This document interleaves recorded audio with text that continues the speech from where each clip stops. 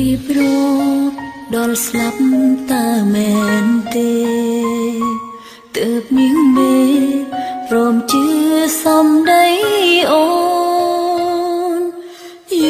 កពាក្យគេដឹងទៅស្នេហ៍ស្មោះឲ្យសូនបងខំអូនថាត្រូវតែឆ្លើយ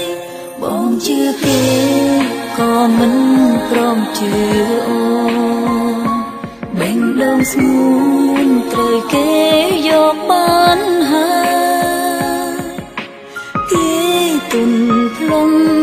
មិនរឹងរូសដូចអូនឡើយបងធ្វើឲ្យអូនចងចាញ់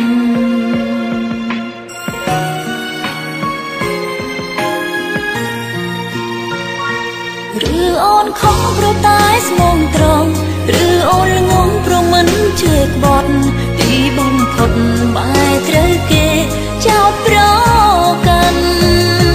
បងក៏ដឹងអូនម្នងយ៉ាងម៉េចឬធ្វើភ្លេចប្រឡែងសំខាន់អង្គស្រឡាញ់អូនធ្វើអីក៏បងទើបណែហេតុផលអីត្រូវក៏ហៅបងឆ្លើយប្រាប់ផងព្រោះអូនមនុស្សល្ងងភៀងស្មងត្រង់ឲ្យទៅបងសងដោយទឹក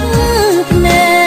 កស្នេហ៍ច្រើនឆ្នាំគ្មានន័យទៀតឡើយពេលអ្នកក្រោយចូលមកជ្រៀតជ្រែកមនុស្សស្មងត្រង់រងទឹកភ្នែកមានអ្នកខ្វល់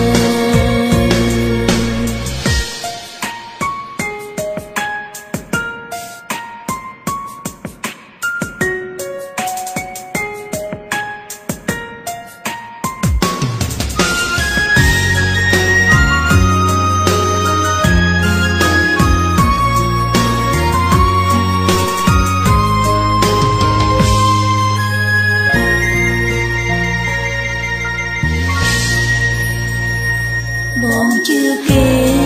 ក៏មិនព្រមជឿបេងដូងស្ងួនត្រូវគេ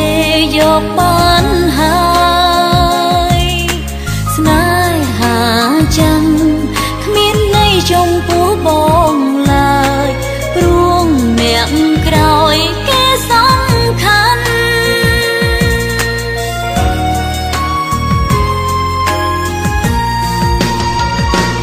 ឬអូនខំប្រតែស្មងត្រង់ឬអូនល្ងងប្រមិនជឿក្បត់ទីបំផុតបែរត្រូវគេចោទប្រកាន់បងក៏ដឹងអូនម្នងយ៉ាងម៉េចឬធ្វើភ្លេចប្រឡែងសំខាន់អង្គស្រឡាញ់អូនធ្វើអីក៏បងទើបណែហេតុផលអីត្រូវក៏ហៅបងឆ្លើយប្រាប់ផងព្រោះអូនមនុស្សល្ងងភៀងស្មងត្រង់ឲ្យទៅបងសងដោយទឹកភ្នែកស្នេហ៍ច្រើនឆ្នាំគ្មានន័យទៀតឡើយពេលអ្នកក្រោយចូលមកជ្រៀតជ្រែកមនុស្សស្មងត្រង់រងទឹកភ្នែកគ្មានអ្នកខ្វល់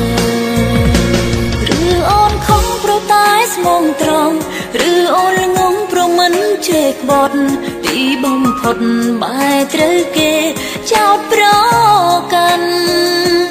បងក៏ដឹងអូនម្នងយ៉ាងម៉េចឬធ្វើភ្លេចប្រឡែងសំខាន់អង្គស្រឡាញ់អូនធ្វើអីក៏បងទាំងភ្នែកហេតុផលអីត្រូវក៏ហៅបងឆ្លើយប្រាប់ផងព្រោះអូនមនុ